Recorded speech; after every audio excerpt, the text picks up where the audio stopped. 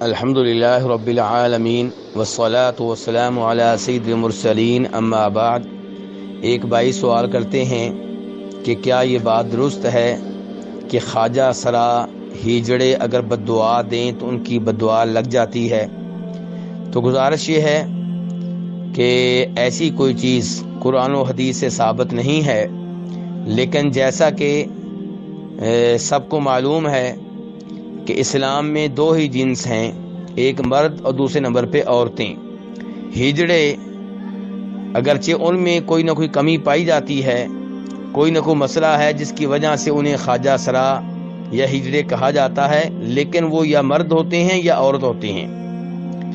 جیسے اگر کوئی ایسا ہجڑا ہے جس کی داڑھی ہے تو وہ مردوں میں شمار ہوگا۔ اگر کوئی ہجڑا ایسا ہے جس کے پستان ابھرے ہوئے ہیں، اسے حیض کا خون آتا ہے، تو وہ عورتوں میں شمار ہوگا۔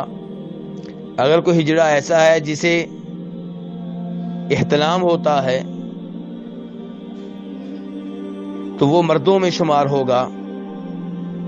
اگر اس کی دو شرمگاہیں ہیں اور پیشاب اس شرمگاہ سے نکلتا ہے جو مردوں والی ہے تو مرد شمار ہوگا، اگر پیشاب اس شرمگاہ سے نکلتا ہے جو عورتوں کی ہے تو وہ عورت شمار ہوگا۔ اسی لحاظ سے اس کے اوپر شریعت کے احکام لاگو ہوں گے۔ اب اس وجہ سے ہجڑے کی بدعا لگ جائے کہ وہ ہجڑا ہے، ایسی کوئی چیز قرآن و حدیث سے ثابت نہیں ہے۔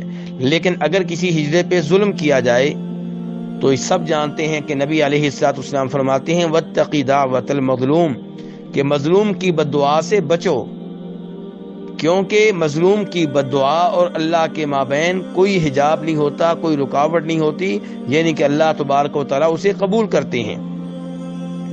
اور عام طور پہ دیکھا گیا ہے کہ ہجڑے بھی شریعت کی پابندی نہیں کرتے اور فحاشی اور بے حیائی کا ارتکاب کرتے ہیں، اور لوگ بھی ان کا خیال نہیں کرتے اور ان پہ ظلم و زیادتی کرتے ہیں۔ تو اگر کوئی ایسا ہجڑا ہے جس پہ ظلم و زیادتی ہو، اسے حد سے زیادہ مارا جائے اور وہ بددعا دے، تو اس لحاظ سے اس کی بددعا لگنے کا خطرہ ہے کہ وہ مظلوم ہے، اس لحاظ سے نہیں کہ وہ ہجڑا ہے۔ اللہ تبارک و تعالیٰ سے دعا ہے کہ ہمارے معاشرے میں جو لوگ خواجہ سرا یا ہجڑوں کے نام سے مشہور و معروف ہیں، انہیں شریعت کے احکام کی پابندی کرنے کی توفیق عنایت فرمائے، اور ہمیں بھی اللہ تعالیٰ اس بات کی توفیق دے کہ ہم ان تک شریعت کے احکام پہنچا سکیں۔ اگر ہمارے محلے میں کوئی ایسا ہجڑا رہتا ہے جو داڑھی مونڈتا ہے اور عورتوں والے کپڑے پہنتا ہے، تو ہمارا فرض ہے کہ ہم اس سے کہیں تمہارا شمار مردوں میں ہوتا ہے، اگرچہ تم میں کوئی کمی نقص پایا جاتا ہے لیکن تمہارا شمار بہرحال مردوں میں ہوتا ہے۔ تمہارے لیے جائز نہیں ہے کہ تم عورتوں والے کپڑے پہنو، میک اپ ایسے کرو جیسے عورتیں کرتی ہیں، داڑھی بڑھاؤ اور مردوں کی طرح رہا کرو، اور مسجد میں باجماعت نماز ادا کیا کرو اور مردوں جیسا انداز اختیار کرو۔ تمہاری چال مردوں والی ہونی چاہیے، تمہاری گفتگو کا انداز مردوں والا ہونا چاہیے۔